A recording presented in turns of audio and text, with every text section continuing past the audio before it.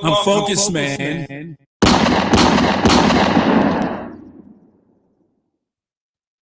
I'm focused, man. I'm focused. All right, so we are here. This is Live Market Observation, volume 59.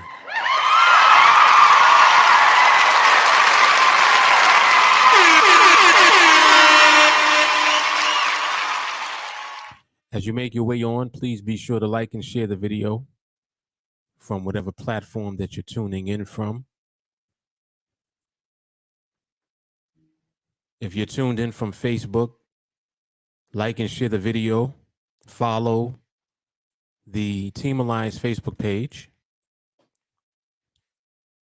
and turn on the little bell so that you receive notifications. If you're tuning in from YouTube, be sure to like and share the video and then subscribe to the channel.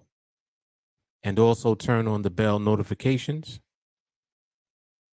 And if you're tuning in from Twitter, be sure to like and share the video and then retweet on your timeline. All of this will ensure that more people get an opportunity to catch us live. If you're not already a member of the public TeamAlliance Facebook group, make sure that you join the group. This way, even if the platform does not notify you when I'm live, Facebook will notify you when I post in the group, because notifications will always go out from a post in Facebook groups. For whatever reason, it always goes out. All right, so be sure to do all of the above mentioned. So we're going to do some observation. I'm just taking a quick little glance at the overall market. This is really the first time that I've gotten on to the charts for this evening. I was watching the market earlier today. There was some FOMC stuff going on this afternoon. Really rocked everything. I mean, when the market did that, I kind of just logged out and went and did some other stuff. I left the house, did some running around because there was just too much movement going on in the market. All right.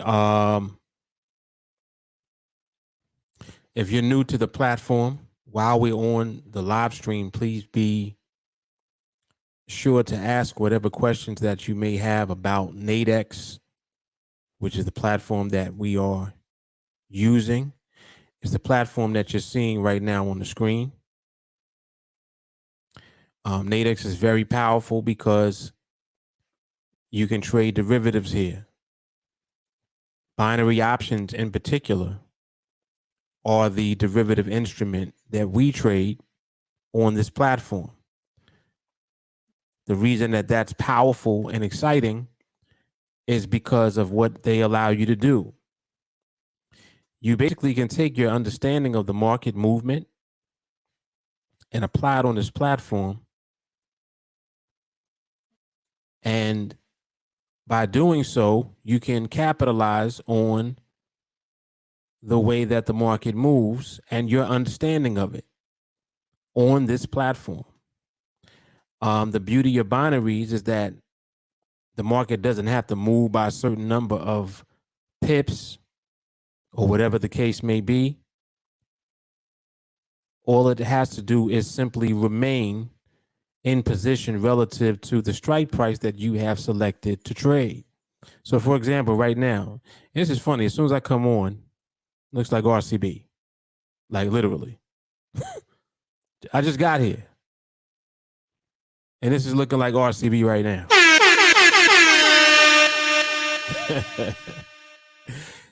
It's looking like RCB. Let me see something real quick. All right, so let's do a little quick run through. So we got 07, 07, 6, 8, 8. So the barrier is 8. Only 2 micropips away from the strike, so it's kind of tight. Nevertheless, that is the barrier, and the barrier is holding. You'll hear terminology and different things that I say. I will use them throughout the live stream. Many of you that have been here before, you've heard the terminology, before many times over and over.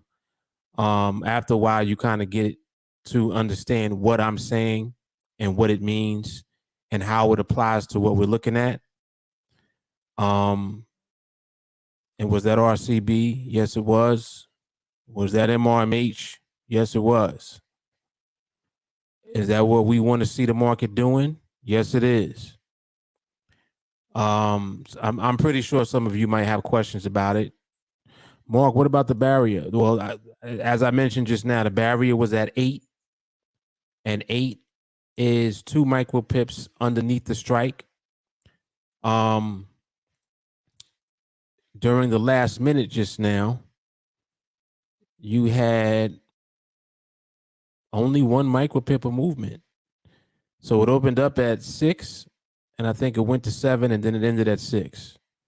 So basically what the market was doing here is it was tightening up its range. And the range was tight for a long enough time. A barrier was created that the market respected.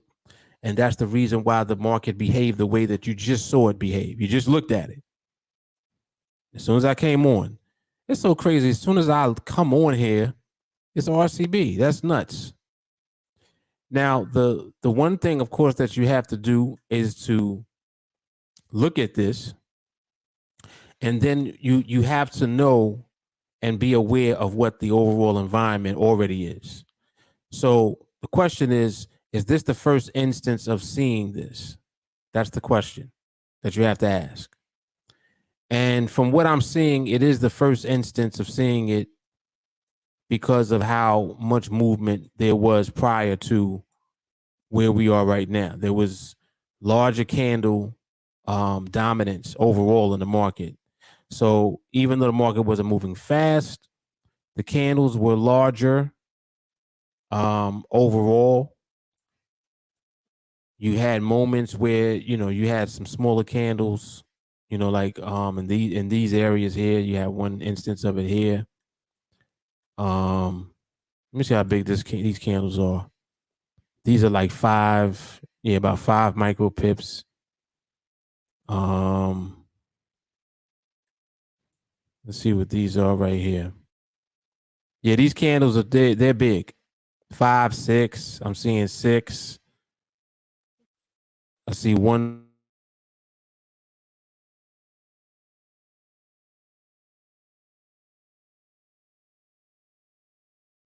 This RCB is the first instance of us seeing it. And this right here ties directly into the way that you are trained here to recognize the layers of stability in the market that we want to see. And basically, it's what the candles just did. You see how the candles are clustered together? They are respecting a level. That level that was respected was 8. Market stayed below 8. And in addition to that, the candles were also clustered together. Now, because this is the first instance of us seeing that, you basically can't just go ahead and trade what you see for the first time. You need to know that the market is actually presenting this behavior overall in the market for a period of time. And then that represents the dominance of the market. So if this is not what's dominant, then that means that this is just an instance of the market behaving the way that we would like it to. But we want the overall market to be in this behavior already. We don't want it to be in a different behavior and then see this and then try to trade this right away. This is why when you're trained in 301, you'll hear me say in 301, take it in your head. And that's because if that's the first instance of you seeing it, you don't actually take the trade if the trade is presented. What you do is you mentally take the trade. And the reason that you do that is to see if the market follows through on the behavior that you're seeing present at the time. See, because it's not about the trade that's setting up. It's about the behavior that's setting up.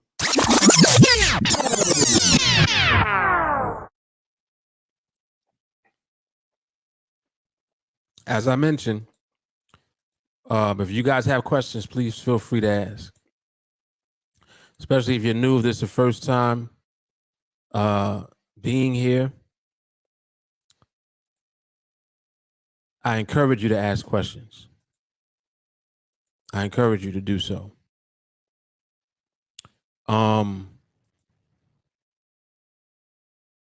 One of the things that I find people,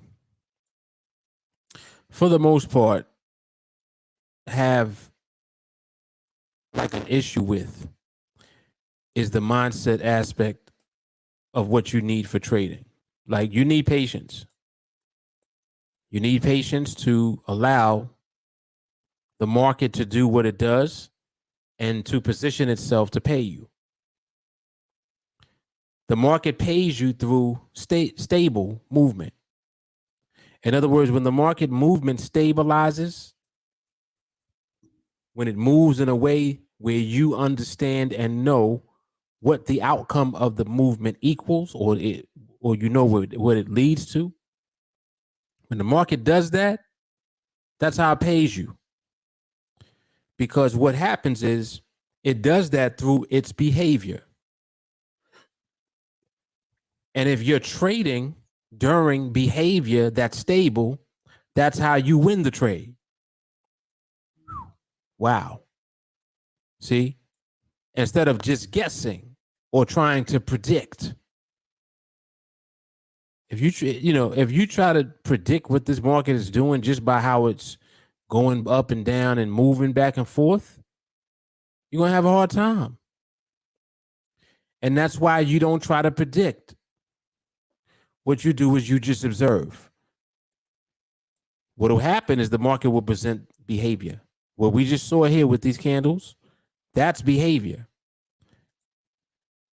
Again, being that was the first instance of us seeing it, now when we see the larger candles return, we know that the larger candles were already there first.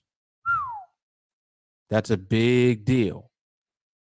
See, if you look at this and then look prior to this, big candles here, you had a little cluster here for a little while, and these candles were not as small as the ones where we were. Let's look at these candles here. 5. This one is what, 8? This one is 6. You got 1 4 in there, and you got another 6 in there. Or is that 4? No, that's 4. So you got 2 4s. You got a 6 you got an 8, and you got a 5. So the smallest candles were 4, and there was only 2 of them here. After that cluster of candles manifested on the chart, back to big candles. Boom. 1, 2, 3, 4, 5, 6 big candles. Then we had what we saw, which was this, the RCB. After the RCB was done, what did the candles do again? Back to big candles. 1, 2, 3, 4, 5, 6. So now we're back to big candle activity, where we are now. So what we want to see the market actually do is to do less of this big candle activity after this.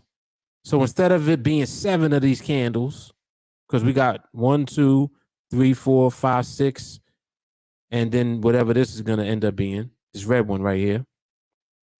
So we'll say 6 candles. You got 6 big candles. After you see this behavior, you would rather see 1 or 2 big candles. Y'all pay attention, because I'm going to show you how the market transitions into the behavior. If you have this behavior here, and then you have the market return back to the behavior it already had, what was the behavior that it already had? Big candles. It returned back to big candles, but there's 6 of them. We don't want to see 6. We want to see maybe 1 or 2, and then we want to see this return. Because what that means is that the market is now transitioning to what? To this. See? Because this is what is becoming the new norm. You see? But until it does that, what will the market do? It'll do what it was already doing. That's why you got 6 candles that are big. Because big candle activity was already what was present. See? So this is how we never get sidetracked, or we never have to wonder. I wonder what the market's doing. I wonder if the market's, presenting us with RCB yet. Well, this was RCB. It was. But this was one instance of it. That's important. In order for us to trade, we need multiple instances of this. Because what it means is that the overall market is presenting this behavior, and it's only a matter of time before the market moves into position relative to a strike in order for the trade to come. And we know the outcome of that trade because we know the outcome of this behavior. But until this behavior becomes the obvious dominant behavior, we're not there yet. Are you following me? So when we talk about MRMH, when we talk about RCB, when we talk about permission just simply means that if a trade were to come, you can execute on the trade. But until this behavior manifests with more than one instance, until that happens, there is no trading, period. So even if a trade were to set up, it wouldn't matter because we're not looking at trades. We're looking at behavior. We want to see this manifest again. Have we seen it manifest again? No. What are we seeing manifest right now? Big candles. So what are we doing? We're observing and waiting. The same thing we was doing before we saw this, right? So you see what I'm saying as far as patience goes. You just need patience to wait. You know that the big candles are not the environment and behavior that we are going to engage in, period. Therefore, we ignore any type of trades that manifest during larger candle dominance. So in other words, until the market presents small candle dominance or range as its dominant behavior. Until that takes place, there's nothing to actually do aside from observe. And again, the reason that I'm pointing out the fact that you had the one instance of it here, and then you see the big candles come back, and there's still a lot of big candles, is because if there are still a lot of big candles, it's letting us know that the overall behavior is still the larger candle dominance. See, we can't be tricked. We're not going to see this, and just because we see this, we just take a trade. See, we don't do that. What we do is we wait for that behavior to manifest again. And then we wait for that behavior to manifest again. And we wait for that behavior to be the dominant manifestation. Why?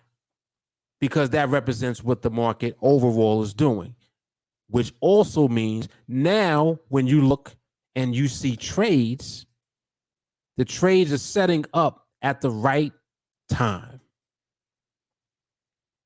You see?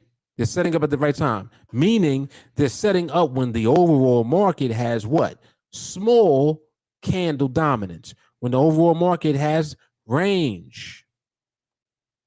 Because range leads to the other layers of stability, which are the market clustering together and respecting a barrier.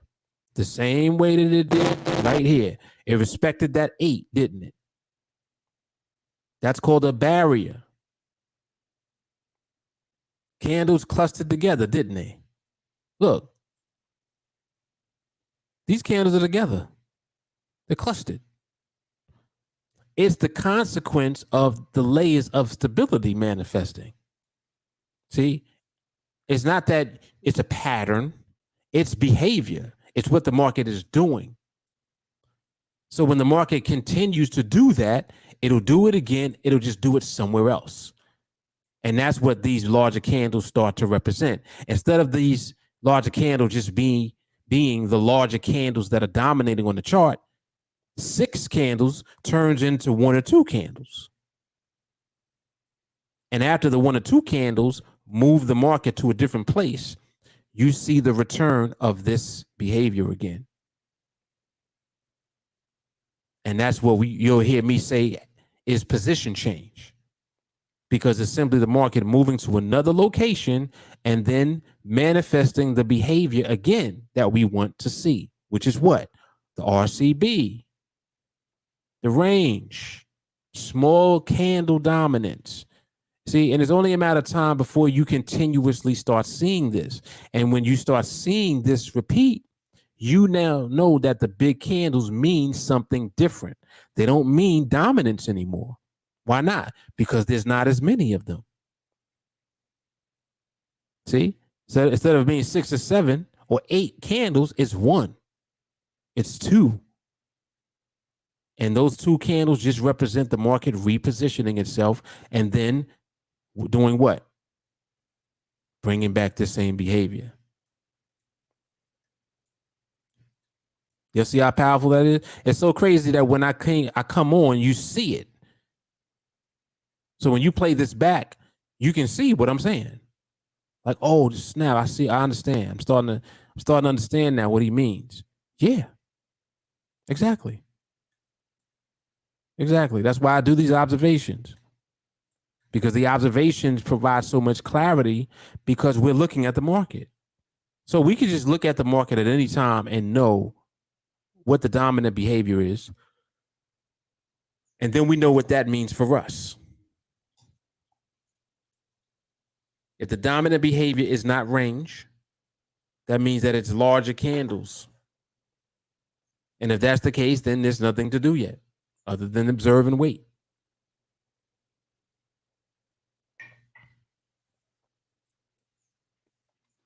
It's good stuff. Excuse me. It's good stuff.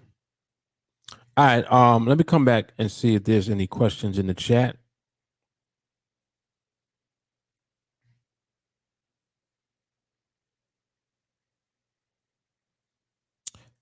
Absolutely. This is what we definitely have to do. Carrie is saying, you're right. I need patience. When I feel myself get thirsty, I have to log off and come back. Exactly. That's what I mentioned earlier in the chat when the FOMC was going on. I said, it's snack time. Go get a Twinkie or something. Like, for real, just go and chill. Because if you know that the market is doing too much, then there's nothing to do. So it's okay to step away, go do something else, come back later. It's cool.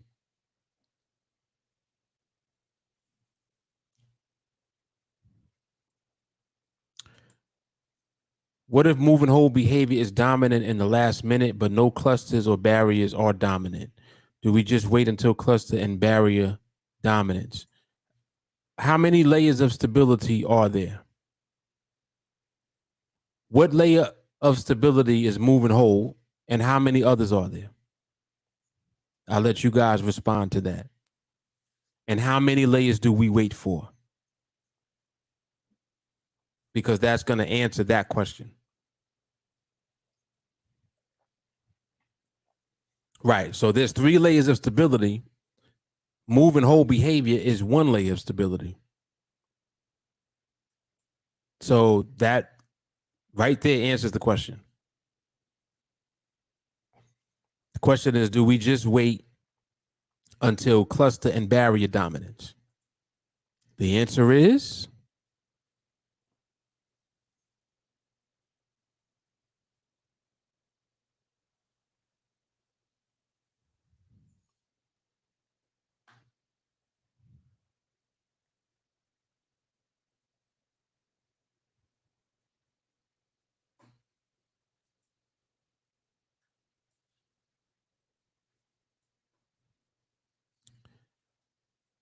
the box helps to immediately give you visual on the behavior of the candles. The more time that the candles spend inside of the box, the more likely those candles are to develop into the range that we need. This is why the box is such a visual tool, because you can see the candles. You start looking, you're like, wow, okay. They're staying in the box for longer. See, so put it like this. The longer the candles stay in the box, that means that the smaller the candles are getting. Wow. They got to be getting smaller if they're staying in the box. So the box shows you transition. Shows it to you.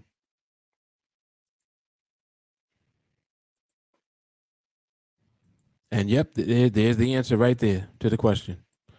Yep.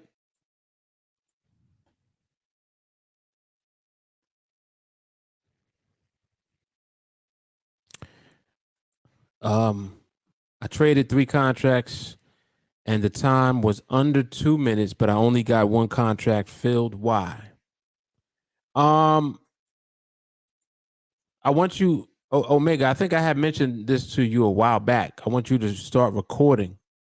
Anytime you guys have your trades going on or anything that you're doing, get into the habit of recording so that you can share the recording if you have a question about what went on. Typically, the reason that you don't get filled on the trade is because the market moved away from your strike.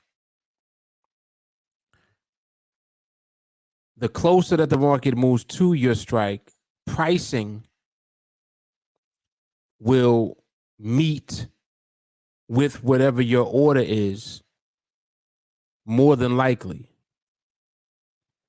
But there's no guarantee either way that you'll either be filled or won't be filled. Let me give you an example. There are times when you don't see I don't see pricing at all on the option, but my entire trade gets filled. And I'm talking about hundreds of contracts. They all get filled, but I didn't see no pricing on the option. How's that possible? Well, because there are orders that are always out there, but the orders are not always visible on the platform. So this is why it's important for you to know what the market's doing, because the market will determine whether or not it has moved close enough to the strike to unlock the pricing on the orders that are within the range to be filled. And I hope that makes sense. It should make sense.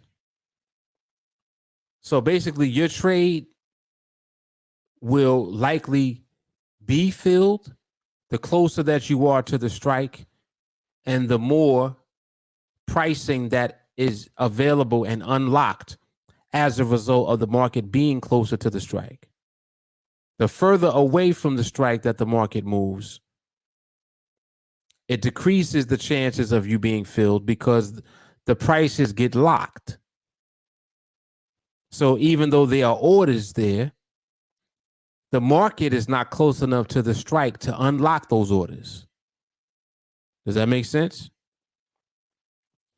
Anytime the market moves closer to the strike, it unlocks the orders that are there. That's what happens. This is a good way for me to explain it. The market moves closer to the strike, orders get unlocked. And you know that that's true because sometimes the market will be literally sitting on the strike.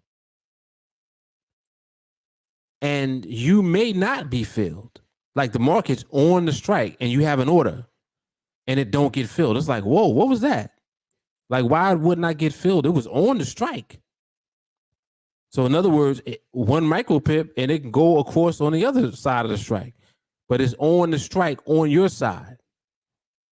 In other words, you'll win that trade when it ends if it stays on the strike. So for example, if you're selling and the market is on the strike, sitting on the strike, like let's say the last 15 seconds of the binary, it's sitting on the strike. You can have an order there and the order still didn't get filled. And it's like, well, how did the order not get filled and the market's on the strike? What happens is if there's no orders there, your order won't get filled. See, this is an exchange. So on this platform, someone else has to be on the other side to take your trade.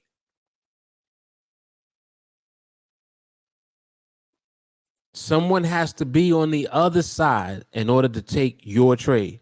So if you're buying, for example, someone else has to be selling. And if you're buying in the money, they have to be selling at and out the money. So you're buying in the money, they're selling out the money. So if you want to buy at 80, they're selling at 20. What they're saying is, well, I'm only going to risk 20. But if the market comes in my favor, I'm going to make 80. That's what they're saying by placing their order. They're selling at 20 and they're selling out the money because the market's not on that other side of the strike. So they ain't going to win that trade unless the market moves to the other side of the strike. Whereas when you place your trade, you're buying at 80 and the market's already on your side of the strike. All it has to do is stay there. So if you win, you're going to win 20. You take their $20 from them. But if you lose, they're going to take your $80 from you. You see? And this is because it's an exchange. So this is how fills work. When you place an order and it doesn't get filled and you're wondering, well, why didn't that get filled? It's because there was no one on the other side of the trade to take your trade. That's the reason why. The same way that if there are orders on the other side, even if you don't see the pricing, your order can be filled. And that happens way more often than you think it does. Many of my trades are filled that way. I don't see pricing at all, but the orders are there. And them orders fill up my trade. And I take that $20 from them. Give me that. I take that. Thank you. See? And it's the same thing on the flip side. Sometimes you don't get filled and you do see pricing. You'll see pricing on the platform and don't get filled. And you're like, well, what the hell was that? It's the same dynamic. You saw the pricing, but the fill could have went to someone else. So if someone else is also placing the same trade as you, they could have been filled before you were. That also happens. So there are multiple variables, that come into play, different things that can and do go on. But it's all what makes this platform so powerful.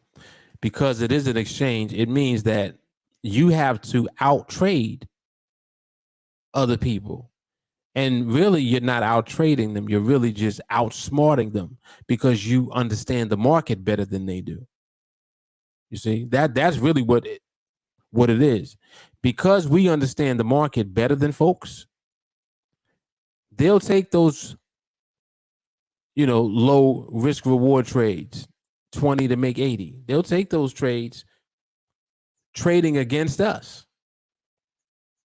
And that's how we get fills on our trades. But they're trading and they're basically saying, all right, well, if this market come on the other side of that strike, I'm going to make $80. But what happens when they trade against us, it don't go on the other side of the strike.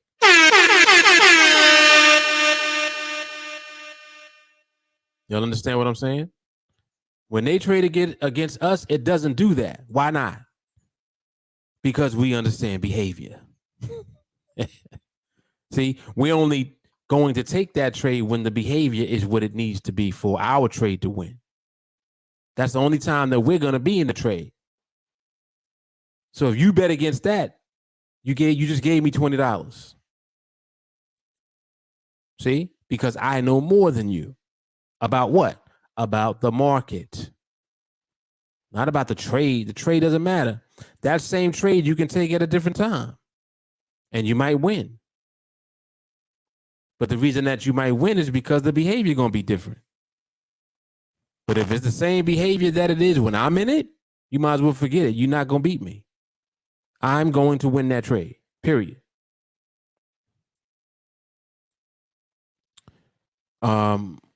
When the behavior is present, what's THC? Or maybe you said maybe that's a typo. When the behavior is present and dominant, going into the last minute we still are seeing some pops or burst. Does that mean we're still transitioning? Because I've seen times when the market RBC, but behavior is still out of whack in the last minute. And when it's finally moving and holding, the market is usually priced out. Okay, RBC is what you were trying to type. Got you. So from what I'm understanding about the question, going into the last minute, we are still seeing some pops or bursts. Does that mean that we're still transitioning? If you're seeing moves that are sudden, larger moves, those are position changes. Now, can that happen during the last minute? Absolutely.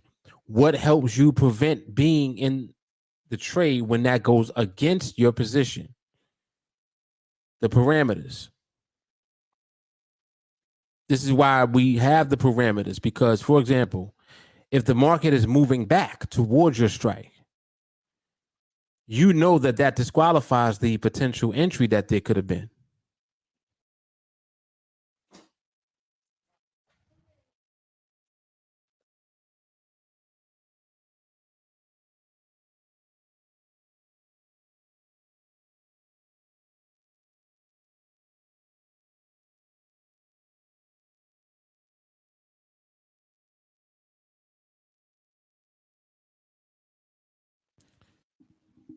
So if the market is moving back towards your strike, you know that you don't want to enter when it's doing that. You would want the market to move away from the strike. That's why we wait for the +1. See? The +1 means that the market's moving in the other direction, away from our strike. And when you apply the parameters will keep you out of the trade when that pop or that burst energy is there. You won't be in that trade. The parameters would have kept you out of it. And another thing about that type of behavior, typically that behavior will be there and it'll be visible already. So it's not going to be something that you are not able to anticipate. You kind of know when that type of movement is present.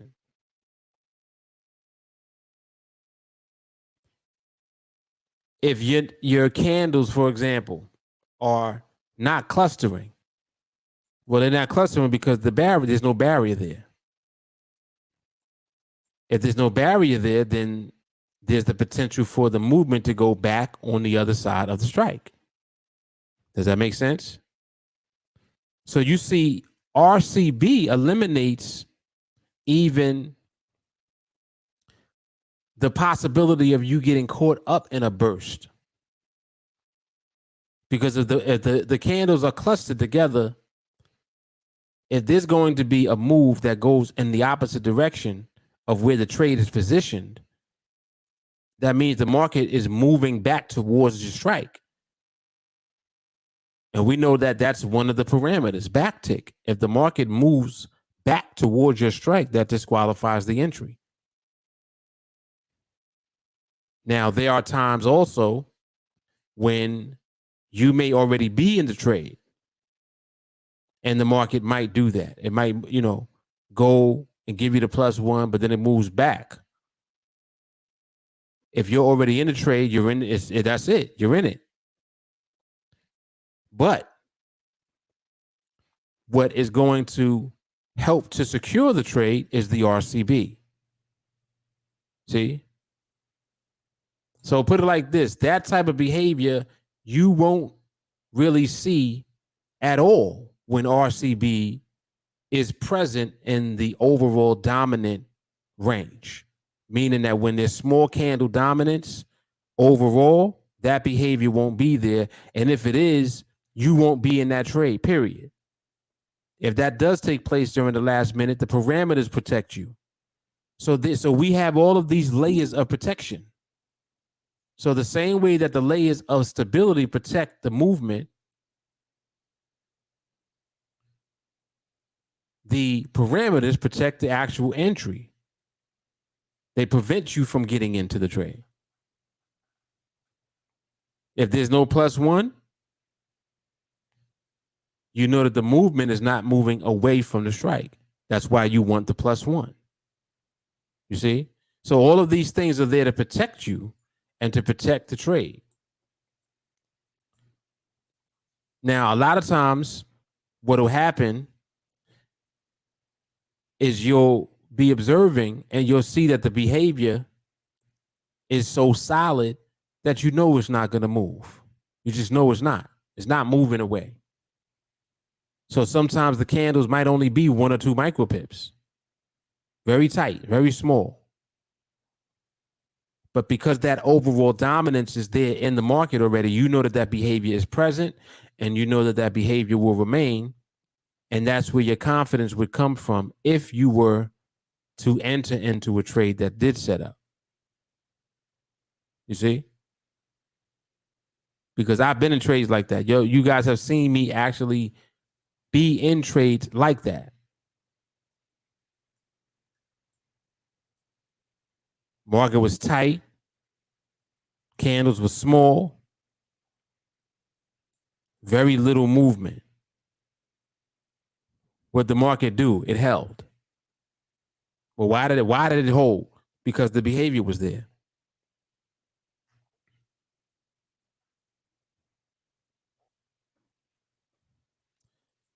So these are good questions. These are good questions.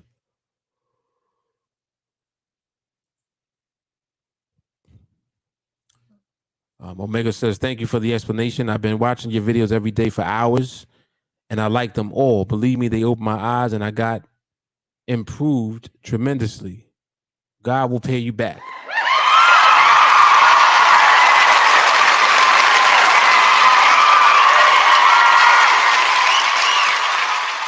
God does. That is a fact. God definitely does. And I do appreciate that. I appreciate that you guys receive value, from these videos, because having guidance to navigate the market on a platform such as this is more valuable than all of the money that you're going to make.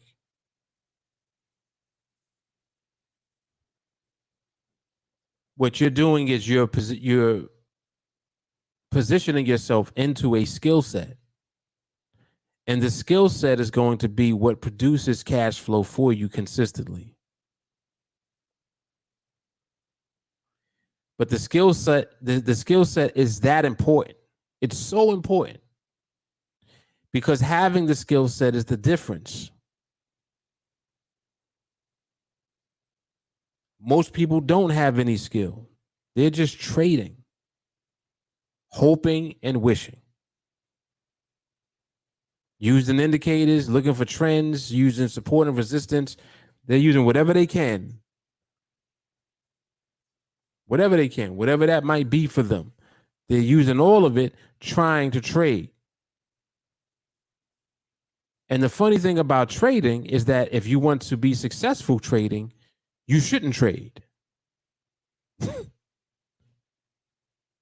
You should actually study the market. So now trading doesn't become trading for you. It becomes a process where you apply your understanding of the market over and over again, achieving the same outcome. What outcome do we want? Win. That's it.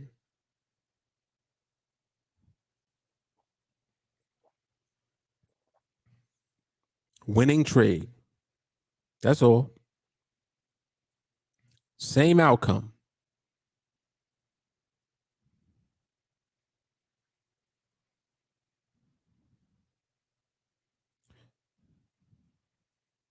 Take a look at something real quick. I want to show you something quickly about candles, right? Let's take these candles here. If you look at these candles here, and let's take the largest candle. So this one is 9. Yeah, that looks like 9 micro pips there. This one is, what's 20 minus 9? 11. So 9, 11. Then you got 3. This one is 8. This one is 9. This one is 5. So the largest candle is 11. And I saw 2 candles that are the size of 9, right?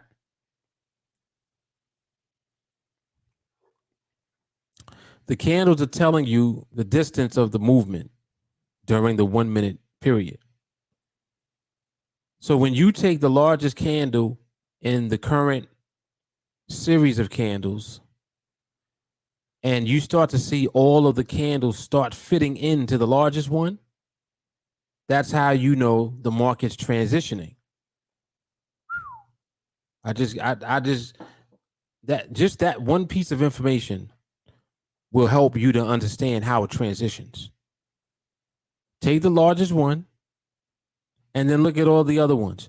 If you look at all the other ones and they all can fit into that bigger one, the market's transitioning. The longer that these candles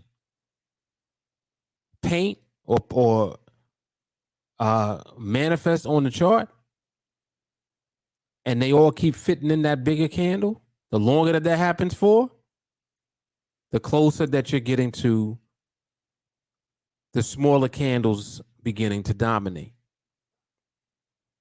If all of these subsequent candles keep fitting into the biggest one, it's letting you know that the market's not moving with that much distance. It's moving with less than that distance. So if the largest one is 9 and all the subsequent ones are less than that, you're seeing transition for yourself through the candles. That's one tool. Another tool is the box. When you start seeing all the candles stay in the box, market's letting you know it's transitioning. See? It's transitioning.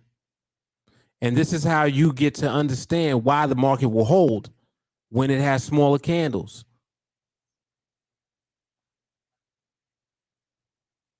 As the market transitions, you see the movement transition.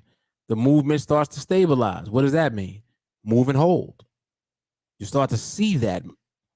So instead of there being a bunch of reversal energy inside of the smaller candles, you'll start having stable movement inside the smaller candles. Next thing you know, the movement is just holding. The movement is just holding. And you're seeing the layers of stability come together.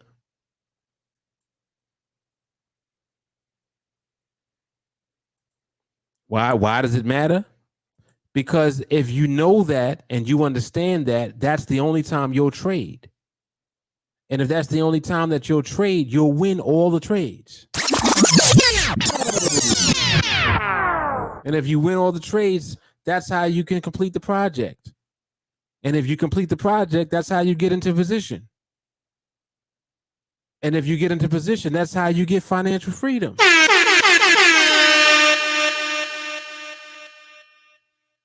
This is what happens. This is how you do it. And it all starts with the skill set.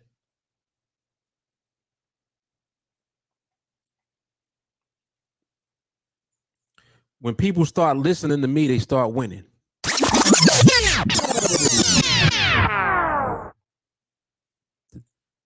They start listening to me, they stop losing.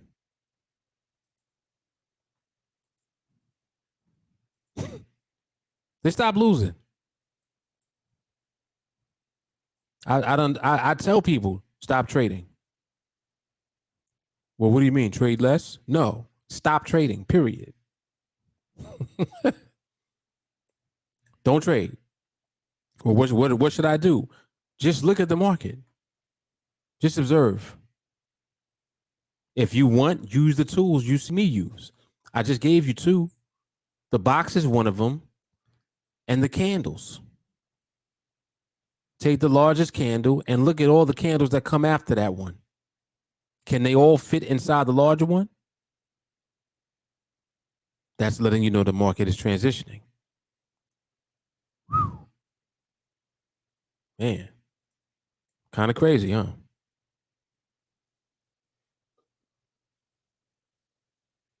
You're learning how to see the market. See, it's so funny because most people don't see the market. Can you believe that? All these people trading and they don't see shit. Their problem is they're seeing dollar signs before they get the dollar signs.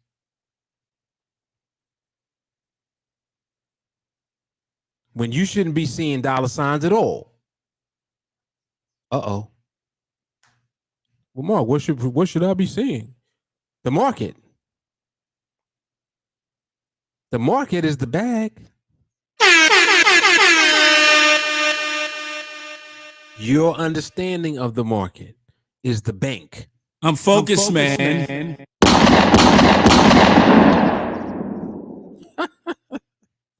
Did you catch that? The market is the bag. Your understanding of the market is the bank. How do you fill the bag? From the bank. Oh, man, come on, y'all. Don't do it. Don't do it the other way. The way everybody else be doing it. Don't do it how they do it. It's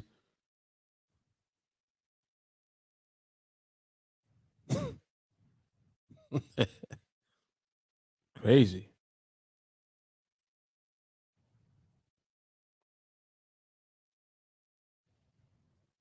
Yep. Absolutely.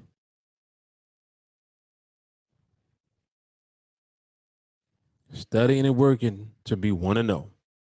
The TA way. That's it. Period. Yep.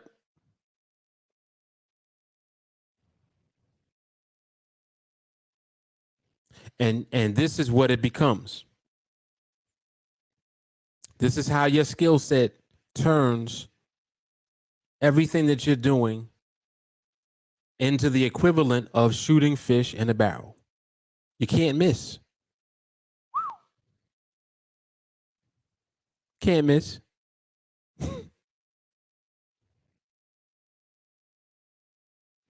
Good stuff. Yeah, this is a good analogy. Kenneth says people can read cards in poker. We can read the market. And it sounds funny, but it's see, reading cards in poker is a skill. Uh-oh. He's cheating. No, he's not. You're supposed to be able to read the cards. That's how you know what's out. I think it's Texas Hold'em, when they play that, if you know the cards that are out there, you know what cards can come through on the river.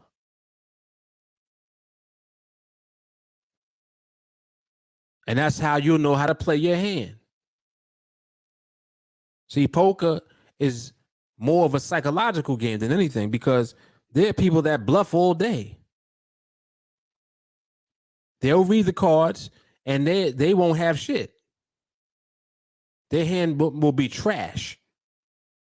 But they know that you don't have a good hand either, because they're able to read the cards. So if they know you don't have a good hand and they bluff you, you'll fold. They can bluff you into folding. And you got to know when to hold them. Know when to fold them. Know when to walk away. Know when to run. I'm focused, man.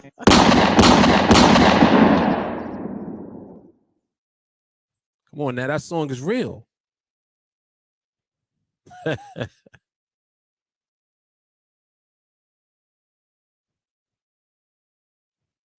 You study the blueprint long enough, people will be showing you their cards. Yeah, see, anyone trading on the opposite side of us, they don't stand a chance anyway. That's what I keep saying.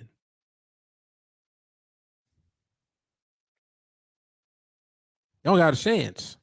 That's the thing. We know the market better than they do. So they're taking these great risk reward trades. I've got excellent risk reward on this trade. I'm only risking 20 to make 80. No, you're not risking 20 to make 80. You're just risking 20.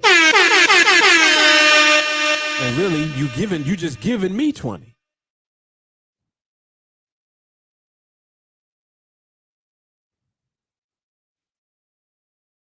Yep, shout out to Kenny Rogers. Yes, indeed.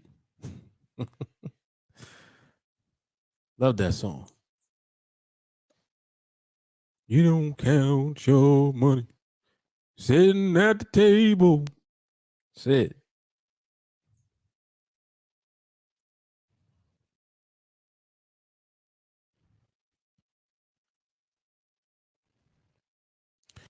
Yeah, just the observation that we've done for tonight.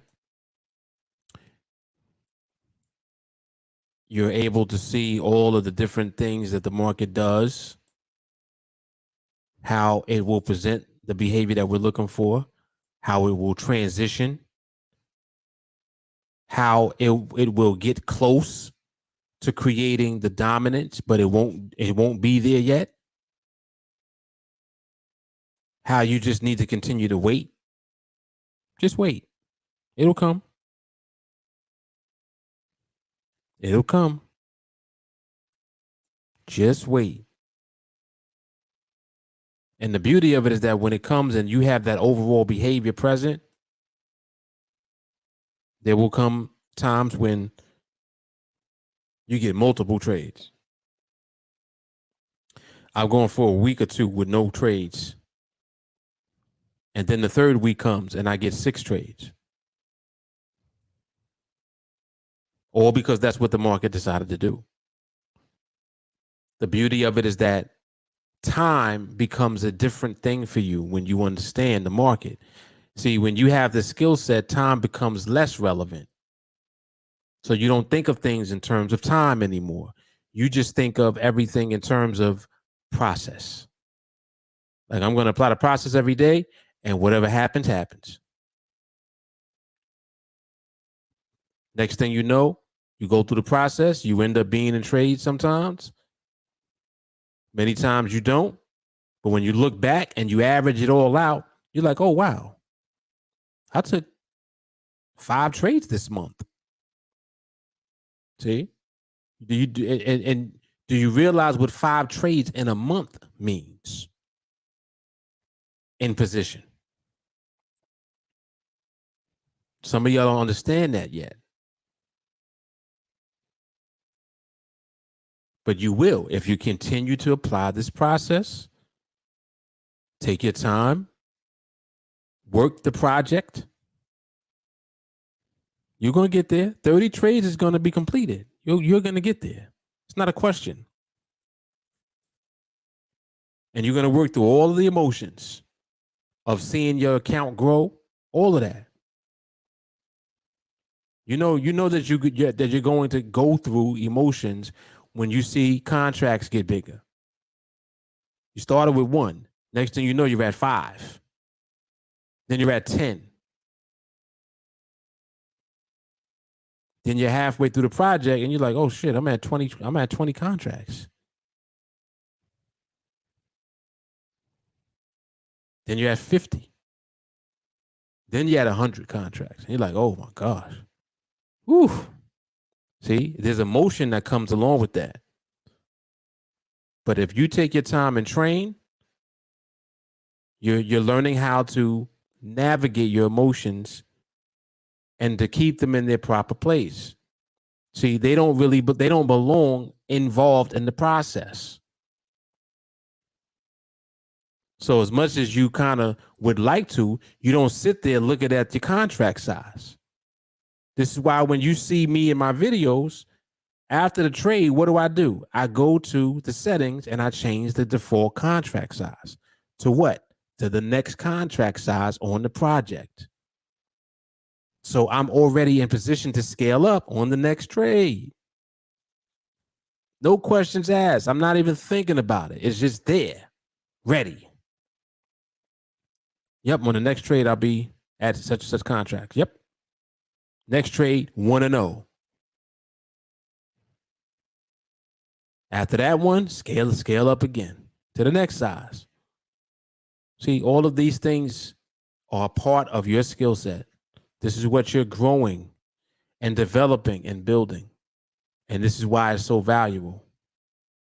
Crazy, man. It's crazy. You're right about this one. 5 trades in a month of position. Baby definitely get some new shoes.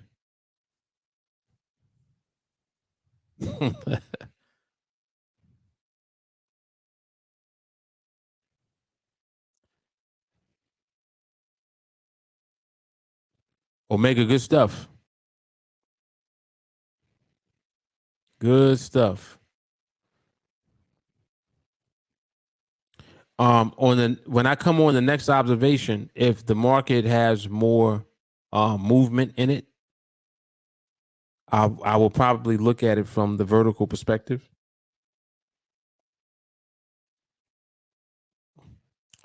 The last market observation I did, I talked about both vertical and horizontal and how they're the same. They're just two different perspectives of seeing the same market. But everything applies for both perspectives. Mainly what you're waiting for, which is stability. And what the stability looks like in the perspective. Good stuff. It's powerful, man. This is just powerful. All right, y'all. So I'm gonna wrap it up, man. Getting tired. It's only 10:30 and I'm tired.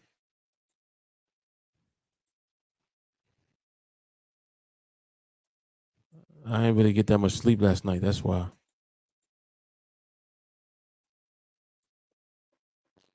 Surely did not. But guess what? I'm gonna get me some tonight.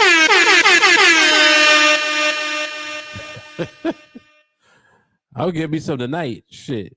Going right to bed. All right, y'all. So I'm gonna wrap it up. I will see you guys on the next. Yep. I'm tired. I'll see you guys on the next live market observation or coffee and charts or the podcast, whatever. And yes, the podcast is coming back. It sure is. Carrie, it's my pleasure. All right, so you know what it is. Mark for the TeamAlliance. So this is Market Observation Volume 59.